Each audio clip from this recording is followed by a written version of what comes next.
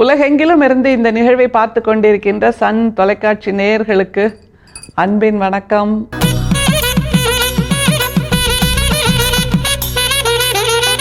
பொதுவாக நாம் ஆன்மீக பேச்சாளர்கள் அப்படின்னு ஒரு சிலர் இருக்காங்க, மத பேச்சாளர்கள் அப்படின்னு ஒரு சிலர் இருக்காங்க. ரெண்டுத்துக்குமான மிகப்பெரிய வித்தியாசம் அதை தெரிந்து கொள்ளாமலே இருக்கிறோம் அப்படிங்கிறத வள்ளல் பிரானும் உணர்ந்து சொல்லுகின்ற ஒரு பாடலை தான் இன்றைக்கி நாம் பார்க்க போகிறோம். ரெண்டுத்துக்கும் என்ன வித்தியாசம்? ரெண்டும் சாமியை தானே பேசுவாங்க, ரெண்டும் கடவுளை தானே பேசுவாங்க, ரெண்டும் இறை நம்பிக்கையை தானே பேசுவாங்க என்று ஒரு பொது புத்தியில் யோசிப்போம். ஆனால் அப்படி இல்லை. மத பேச்சாளர்கள் என்பவர்கள் ஏற்கனவே இருக்கக்கூடிய மத நம்பிக்கைகள், சடங்குகள், சம்பிரதாயங்கள், பரிகாரங்கள், மந்திரங்கள் அல்லது அந்த மாதிரியான மந்திரங்களை சொல்லுகின்ற, சடங்குகளை சொல்லுகின்ற, பரிகாரங்களை சொல்லுகின்ற அந்த இலக்கியங்கள் இதையெல்லாம் கரைத்து குடித்து அப்படியே ஒப்பிப்பவர்கள்.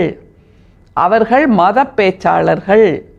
கோயில்களில் சென்று அங்கே இருக்கக்கூடிய இறையை பேசுபவர்கள், அங்கே இருக்கக்கூடிய தெய்வங்களை பேசுபவர்கள் மத பேச்சாளர்கள். அவர்கள் இந்த மதத்தில் இருக்கக்கூடியதைத்தான் பேசுவார்களே தவிர மதம் கடந்த ஒரு பார்வையை சொல்லித் தருவது இல்லை. ஆன்மீக பேச்சாளர்கள் என்பவர்கள் ஸ்பிரிச்சுவல் ஸ்பீக்கர்ஸ், ஸ்பிரிச்சுவல் டிஸ்கோர்ஸ் செய்பவர்கள். அவர்கள் யார் என்றால் மதம் கடந்த பார்வை, மனிதம்தான் உண்மையில் இறைத்தன்மை என்று உணர வைப்பவர்கள், புதியதான சிந்தனையை கொடுப்பவர்கள். ஏற்கனவே இருக்கக்கூடிய நிறுவனமயமாக்கப்பட்ட அந்த சிலைகள், வழிபாட்டு முறைகள், பரிகாரங்கள், மந்திரங்கள் இதிலிருந்தெல்லாம் விடுபட்டு சமத்துவத்தை சொல்லுபவர்கள்தான் ஆன்மீகம் பின்பற்றுபவர்கள், ஆன்மீக குருமார்கள். அப்படியானவர்களில் ஒருவர்தான், சித்தர்களில் ஒருவர்தான் நம்முடைய வள்ளல் பிரான். எனவே ஆன்மீக பேச்சாளர்கள், ஆன்மீக சிந்தனையாளர்கள், ஆன்மீக தத்துவவாதிகள் என்பவர்கள் அந்த வழக்குகளிலிருந்து, சழக்குகளிலிருந்து நம்மை விடுவிப்பவர்கள். ஆனால் மத பேச்சாளர்கள் மீண்டும் மீண்டும் நம்மை அந்த சழக்குகள், வழக்குகள், மந்திரங்கள், பரிகாரங்கள், பூசைகள், புனஸ்காரங்கள், ஆகமங்கள் இதற்குள் கொண்டு செலுத்துபவர்கள் என்கின்ற மிகப்பெரிய வித்தியாசத்தை சொல்லுகின்ற வள்ளல் பிரானோட ஒரு பாடல், மிக அற்புதமான ஒரு பாடல். அதில் மறைபொருளாக இதை புதைத்து வைக்கிறார் நம்முடைய வள்ளல் பிரான். அந்த மறைபொருளை தோண்டி எடுத்து உணர வேண்டிய பொறுப்பை நமக்கு கொடுக்கிறார். அந்த பொறுப்பை இன்றைக்கு நாம் நிறைவேற்ற பார்க்கலாம். முதல்ல வள்ளல் பிரானோட அந்த பாடல். ஈது எனது சரிதம், ஒரு தெய்வீகத்தால் களர் நிலத்தின் இடையே செந்நெல் பேதமுற முளைத்தது போல் தேவே நின் திருச்சமூக பெருமையாலே மூதறிவு சிறிது என்னுள் முளைத்தது, பயிராக முழுதும் கல்வி காதலொரு சிறியேனை காத்தருள வேண்டும் என கழறி நானே. 45வது பாடலா வள்ளல் பிரான் இதை கொடுக்கிறார்னா ஆச்சரியமா இருக்குங்க.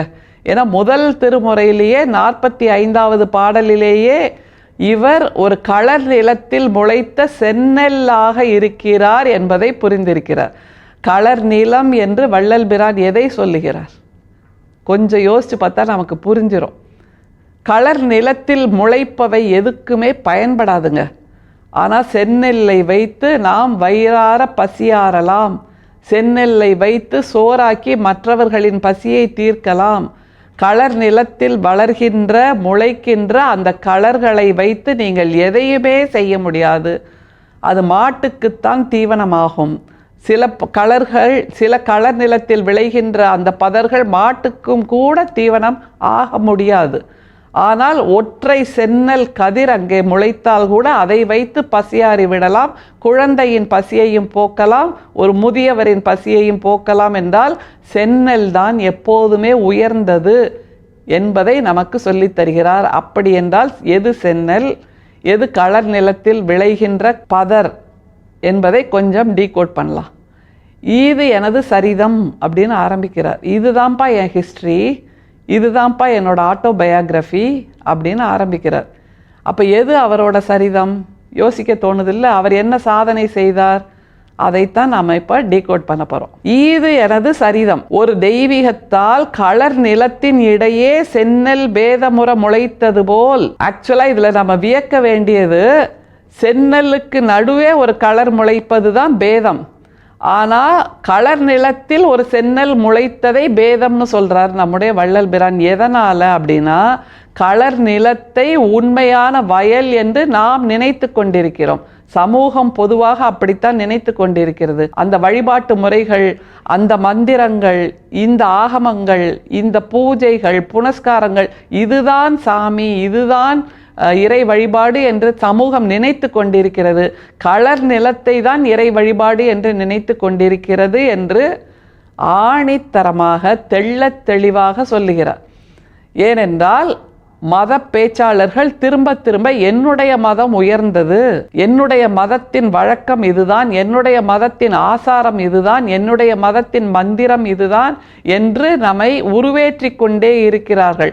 ஒரு போதைக்குள் ஆட்படுத்தி கொண்டே இருக்கிறார்கள். நாமும் அதை கண்மூடித்தனமாக பின்பற்றி கொண்டே இருக்கிறோம். களர் நிலத்தையே சென்னல் நிலமாக நாம் நினைத்து கொண்டிருக்கிறோம். களர் நிலத்தில் முளைக்கின்ற பதர்கள் வீணானவை, மனசை மீண்டும் மீண்டும் குப்பையாக்கி கொண்டு செலுத்துபவை. எப்போ புரிஞ்சுக்க போகிறோம்? வள்ளல் பிரானோட இந்த பாட்டை தெரிந்த பின்பாவது நாம் புரிந்து கொள்ள வேண்டும். சரி, களர் நிலத்தில் ஒரு சென்னல் முளைத்தது போல் வள்ளல் பிரான் முளைத்து விட்டார் என்று சொல்கிறார். அப்போது சென்னலோட பிரயோஜனம் என்ன, சென்னலோட பயன் என்னங்கிறத அவரே சொல்கிறார் பாருங்க. களர் நிலத்தின் இடையே சென்னல் பேதமுற முளைத்தது போல் தேவே நின் திருச்சமூக பெருமையாலே மூதறிவு சிறிது என்னுள் முளைத்தது. என்ன வித்தியாசமாக சொல்கிறார் பாருங்களேன். மூதறிவு சிறிது என்னுள் முளைத்ததாம். சிறிது முளைத்த அந்த மூதறிவாலேயே நம்முடைய வள்ளல் பிரான் ஜீவகாருண்யத்தின் பக்கத்தில் நம்மை திருப்பி இருக்கிறார். அந்த வடலூரில் இருக்கக்கூடிய அந்த ஞான சபையின் பக்கத்தில் நம்மை திருப்பி இருக்கிறார். ஜீவகாருண்யத்தை தவிர, இரக்கத்தை தவிர, அன்பை தவிர, சிவத்தை தவிர வேறு இறை ஏதுமே இல்லை என்பதை நமக்கு உணர்த்தி இருக்கிறார். சிறிது அளவு ஞானத்தாலேயே இதை பெற்றிருக்கிறார் என்றால், இதுவே சிறிதளவு என்றால் 6 திருமுறைகளை அள்ளி கொடுத்திருக்கிறார், உரைநடைகளை அள்ளி கொடுத்திருக்கிறார், புதிய சித்தாந்தத்தை படைத்திருக்கிறார். வடலூர் ஞான சபை என்கின்ற புதிய சித்தாந்தத்தை படைத்திருக்கிறார். அங்கே யார் வேண்டுமானாலும் அந்த வழிபாடு செய்யலாம் என்ற மத துவேஷங்களை இல்லாது ஆக்கியிருக்கிறார். உயர்வு தாழ்வுகளை இல்லாது ஆக்கியிருக்கிறார். உயர்ந்தவர் தாழ்ந்தவர் என்கின்ற அந்த வேறுபாடுகளை, சமம் இன்மையை இல்லாமல் ஆக்கியிருக்கிறார் என்றால், சிறிதளவு ஞானத்தாலேயே இவ்வளவும் செய்ய முடிந்திருக்கிறது என்றால், அந்த சென்னல் ஒரு கையளவுதான் முளைத்தது. அதை வைத்தே இவ்வளவு ஞானத்தை, இவ்வளவு தெளிவை, இவ்வளவு தெளிவான சிந்தனைகளை நமக்குள் விதைத்திருக்கிறார் என்றால் அது ஆச்சரியம் இல்லையா?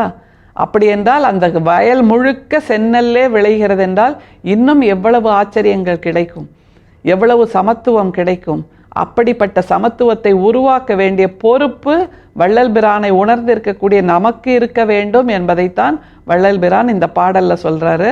எப்படி நிறைவு செய்கிறார் பாருங்க. மூதறிவு சிறிது என்னுள் முளைத்தது, பயிராக முழுதும் கல்வி காதலொரு சிறியேனை காத்தருள வேண்டும் என கழறி நானே. இதுதாங்க மிக முக்கியம். வயல் முழுசும் அந்த சென்னல் முளைக்க வேண்டும் என்று வள்ளல் பிரான் ஆசைப்படுகிறார். அதற்கான விதையை தூவி செந்நெல்லாக வளர்ந்து நிற்கிறார். அந்த செந்நெல்லை விதை நெல்லாக மாற்றி நாம் பல வயல்களை உருவாக்க வேண்டும் என்பதற்காகத்தான் சித்தர் பாடல் வரிசையில் வள்ளல் பிரானை உணர்ந்து கொண்டிருக்கிறோம். சன் தொலைக்காட்சி மூலமாக உணர்த்தி கொண்டிருக்கிறோம். உணர்வோம். அருட்பெரும் சோதி, அருட்பெரும் சோதி, தனிப்பெரும் கருணை, அருட்பெரும் சோதி. மீண்டும் சந்திப்போம். நன்றி, வணக்கம்.